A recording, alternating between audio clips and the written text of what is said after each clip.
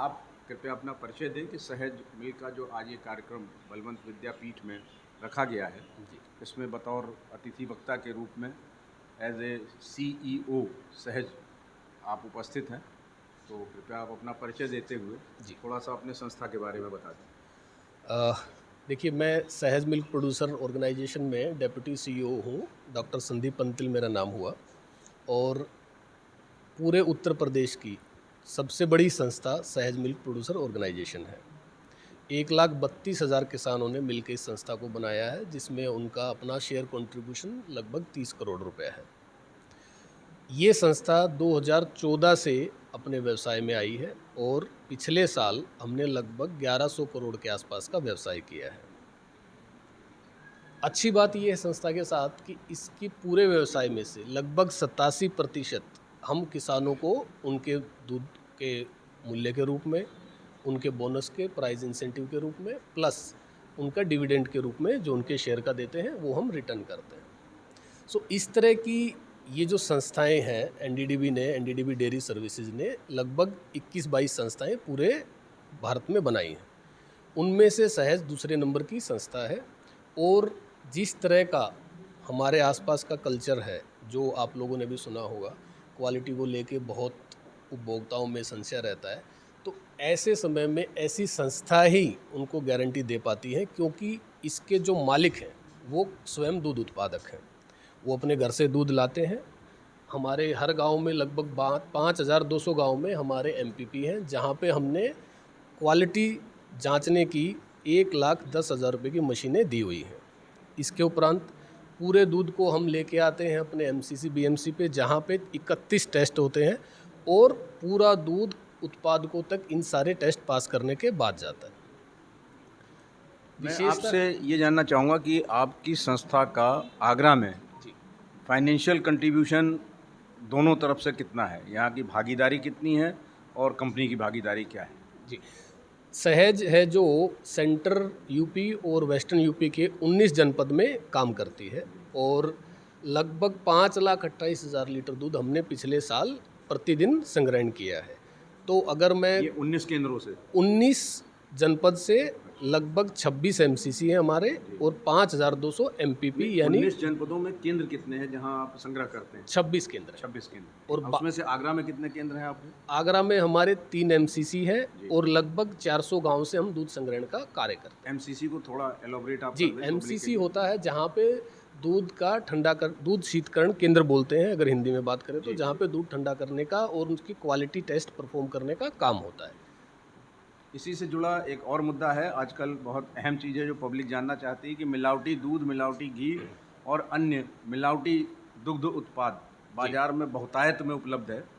तो इस चीज़ को रोकने के लिए क्या संस्था आपकी कहीं जागरूक है या आपके संज्ञान में है, ऐसा भी जी हो रहा है? जी देखिए, अ, जैसा आपने बताया है, ये सबसे बड़ी समस्या है आज की तारीख की, कि आप जितना भी मांगेंगे उतना दूध उत्पाद आपको मिल जाता है। हमारी जो संस्थाएं हैं उनके साथ जो विशेषता है वो ये है कि इसके जो मालिक हैं वो स्वयं दूध उत्पादक हैं।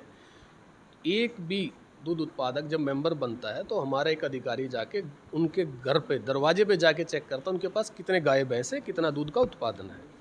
अगर उनका उत्पादन बढ़ता है तो उनको संस्था को बताना पड़ता है, मैंने एक नई गाय या भैंस ली है जिसकी वजह से मेरा उत्पादन बढ़ा है। तो एक चेक तो ये आ गया।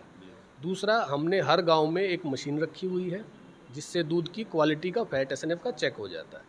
तीसरा, हमारा पूरा दूध एमसीसी आता, जहाँ पे हम 31 चेक जो है क्वालिटी के परफॉर्म करते हैं। हमारे पूरे दूध में साल में देखिए गर्मी और सर्दी के हिसाब से जो अनुपात है वही मेंटेन होता है, क्योंकि पूरे दूध उत्पादन की जिम्मेदारी संस्था के मालिकों पे है। दूसरा, यहाँ पे कुछ भी फ्री फ्लायर जैसा नहीं है, बिना किसी कोड के। हमारी संस्था में कोड लेने के लिए नियम है, आपको शेयर लेने पड़ेंगे और आपको संस्था में एप्लीकेशन करनी है। कोई भी किसी दिन भी आके दूध यहाँ नहीं डाल सकता है।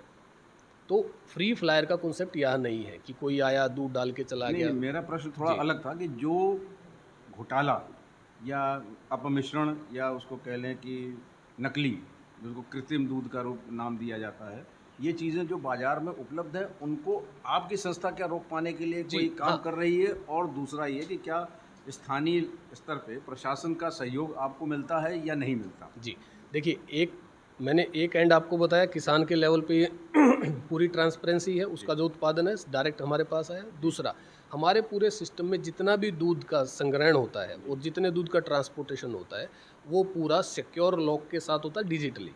जितना दूध यहाँ से गया उतना दूध हमारे प्लांट में सिक्योरली पहुँचता है।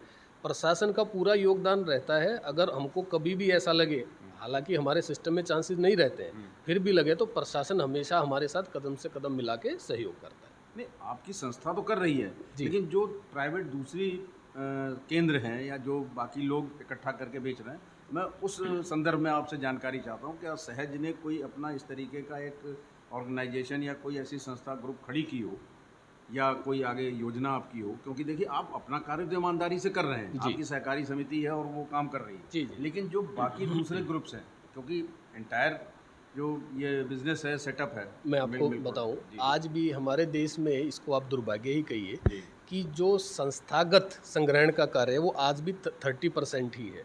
70% आज भी हमारा व्यवसाय दूसरी तरीके से होता है। तो उस पर कंट्रोल पाने के लिए सब संस्थाएं जोर लगा रही हैं। पर हम एनडीडीबी परिवार से आते हैं, तो हम लोगों ने अपनी काफ लैब एक स्टेब्लिश की है, जिसमें हर तरह की नई तरह का अडल्ट्रेशन भी पकड़ा जाता है और हर तरह के नए सीएमटी प्रोग्राम में कुछ भी नया डालना है, किसानों को अवेयर करना है, वो सब वहाँ से हम किसानों को समझाते हैं। तो कुल मिलाकर के हम आज जो सीईओ साहब आए हुए हैं सहज के, उनके माध्यम से हमने ये जाना कि अगर हम जागरूक बने और साथ साथ ईमानदार बने